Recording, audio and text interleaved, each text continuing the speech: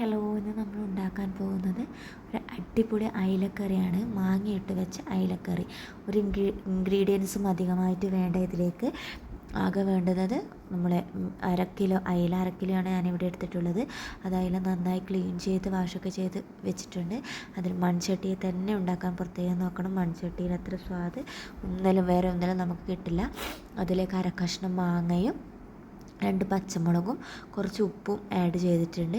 പിന്നെ ഇതിലേക്ക് വേണ്ട ഇൻഗ്രീഡിയൻസ് വെച്ചാൽ 2 ടേബിൾ സ്പൂൺ മുളക് പൊടി, ഒരു 1/4 ടീസ്പൂൺ മഞ്ഞൾപ്പൊടി, അരപ്പിന് വേണ്ടിയിട്ട് ഒരു കാൽ മുറി അല്ലെങ്കിൽ അരമുറി തേങ്ങ. നിങ്ങളുടെ അളവിനനുസരിച്ച്, നിങ്ങളുടെ വീട്ടിൽ എത്ര ആൾക്കാരുണ്ടോ അതിനനുസരിച്ചുള്ള ഗ്രേവി നിങ്ങൾക്ക് ആഡ് ചെയ്യുക. കുറച്ച് ചെറിയ ജീരകം, പെരുംജീരകം ഒന്നും ഒരിക്കലും ആഡ് ചെയ്യാൻ പാടില്ല. മീനിന് ഏറ്റവും നല്ലത് ചെറിയ ജീരകമാണ്. അത് നന്നായി അരച്ച് കൊണ്ടുവരിക. എന്നിട്ട് നമ്മുടെ മീൻ കറിയിലേക്ക് ഈ മുളക് പൊടിയും മഞ്ഞൾപ്പൊടിയും എല്ലാം ഇട്ട് വെള്ളം ഒഴിച്ച് നന്നായി മിക്സ് ചെയ്തിട്ടാകുമ്പോൾ നമ്മൾ നന്നായി അരച്ച് കൊണ്ടുവന്ന തേങ്ങയും ജീരകവും ഇതിലേക്ക് ആഡ് ചെയ്യുക. ഇതിലേക്ക് ആഡ് ചെയ്തിട്ടാകുമ്പോൾ നന്നായി അത് കുക്കാവണം.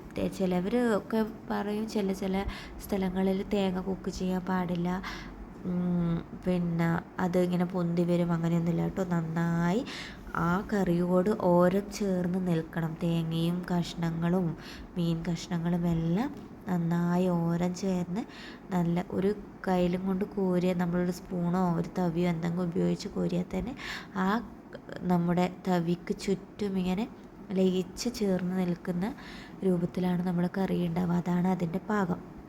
അപ്പോൾ തേങ്ങയും ജീരകമൊക്കെ നന്നായി അരച്ച് കൊണ്ടുവന്ന് ഈ തിളച്ച 5 മിനിറ്റ് ആകുമ്പോൾ തന്നെ മീൻ കറി ഏകദേശം വെന്തിട്ടുണ്ടാവും. അത് ഫിഷ് വേവാൻ വലിയ ടൈമും കാര്യങ്ങളൊന്നും വേണ്ടല്ലോ.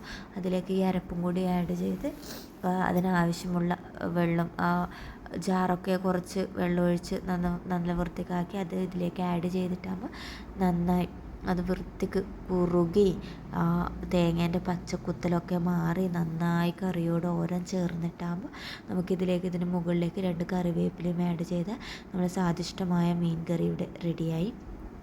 എല്ലാവരും ഒന്ന് ട്രൈ ചെയ്ത് നോക്കണം. എൻ്റെ ഈ കുട്ടി ചാനൽ ഒന്ന് സബ്സ്ക്രൈബ് ചെയ്യണം, എന്നെ സപ്പോർട്ട് ചെയ്യണം. Thank you.